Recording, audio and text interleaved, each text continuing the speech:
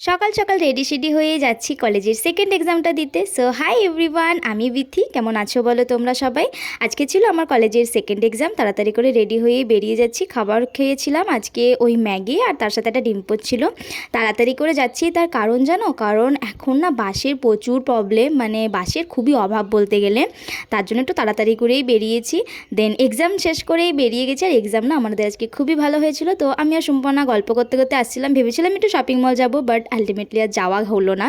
তো আমি বাস স্ট্যান্ডে এসে গেছি, আর খুবই খিদে পাচ্ছিলো, তাই অরিও বিস্কুটটা ব্যাগে ছিল, এটা খেতে খেতেই চলে আসলাম বাড়ি এসেই তাড়াতাড়ি করে ফ্রেশ হয়ে নিলাম, কারণ মা আমার জন্য বসেছিল। তো আমি তাড়াতাড়ি করে খাবার খেয়েই মা দিয়ে দিল এই প্রসাদটা। তারপরে না বিকেল দিকে প্রচণ্ড মেঘ ধরেছিল, দেখো কি সুন্দর লাগছে তাই না? তো আমি একটু ছাদে গিয়ে হাঁটাহাঁটি করছিলাম, বেশ ভালো লাগছিল। কিন্তু তারপরে তো নেমে যায় প্রচুর জোরে বৃষ্টি, তাই আমি তাড়াতাড়ি করে ঘরে চলে আসি। ঘরে এসেই কিছু খেতে ইচ্ছে করছিল, তাই এই কুরকুরাটা ছিল, এটাই খাচ্ছিলাম। এটা তো আমার ফেভারিট।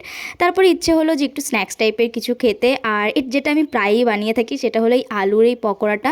এই পকোড়াটা বানাতে না আলুটাকে সিদ্ধ করে ম্যাশ করে তারপরে ওর মধ্যে লঙ্কা, তারপরে পেঁয়াজ টেয়াজ এসব দিয়ে ভালো করে মেখে নেওয়ার পর তেলে ভেজে নিলে কিন্তু এটা দারুণ খেতে হয়। আর বৃষ্টির মধ্যে এরকম গরম গরম পকোড়া খেয়ে কিন্তু বেশ ভালো লাগছিল, আমার তো ভীষণ ভালো লেগেছে। তো আজকের ভিডিওটা এখানে এন্ড করছি, দেখা হচ্ছে পরবর্তী ভিডিওতে। বাই।